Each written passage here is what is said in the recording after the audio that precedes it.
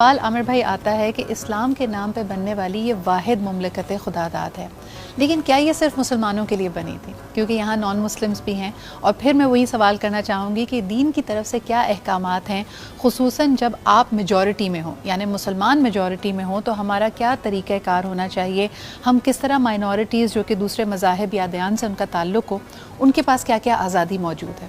بہت اچھی آپ نے گفتگو فرمائی.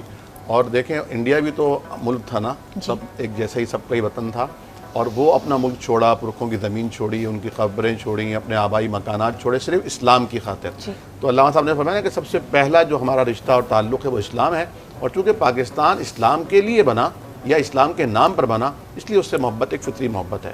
تو جہاں تک سوال یہ ہے کہ پاکستان مسلمانوں کے لیے بنا، تو یہ سوال شاید مناسب نہیں ہے، اور آپ نے اسی طرف توجہ دلائی ہے کہ مسلمان اسلام کے لیے بنا، اور اسلام سلامتی کو کہتے ہیں.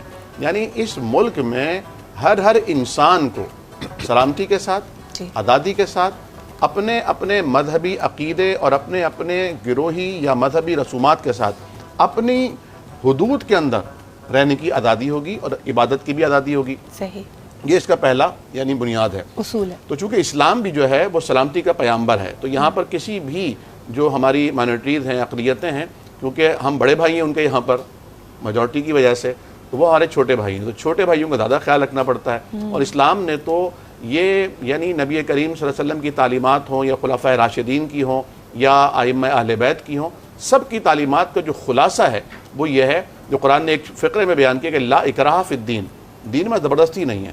دین کے جتنے بھی تقاضے ہیں وہ ان سے ہیں جو اس کو تسلیم کر لیتے ہیں، جو اس کو مان لیتے ہیں، ان سے کہا جاتا ہے ادخلوا فی السلم کافہ. اب آپ سر سے لے کر پیر تک اس میں آ جائیے. یعنی جو فوج کے اندر شمولیت اختیار کر لیتا ہے اسے پھر سخت ترین ٹریننگ سے گزرنا پڑتا ہے، مشکلات جھیلنی پڑتی ہیں، مسائل اٹھانے پڑتے ہیں، پریشانیاں جھیلنی پڑتی ہیں، بہت سی چیزوں کو چھوڑنا پڑتا ہے. لیکن جو آیا نہیں ہے اسے آزادی ہے، وہ راتوں کو سوتا رہے، کوئی ایشو نہیں ہے، وہ جو کر رہا ہے اپنے اصول. لیکن ایک حد ہے، اس حد کو کراس کرنا کسی بھی مہذب معاشرے کے لیے جائز نہیں ہوتا ہے. اور میں سمجھتا ہوں کہ جو دین فطرت ہے، چونکہ وہ اسلام ہے، جو یہ ہر سلیم الفطرت شخص کے دل کی آواز ہے.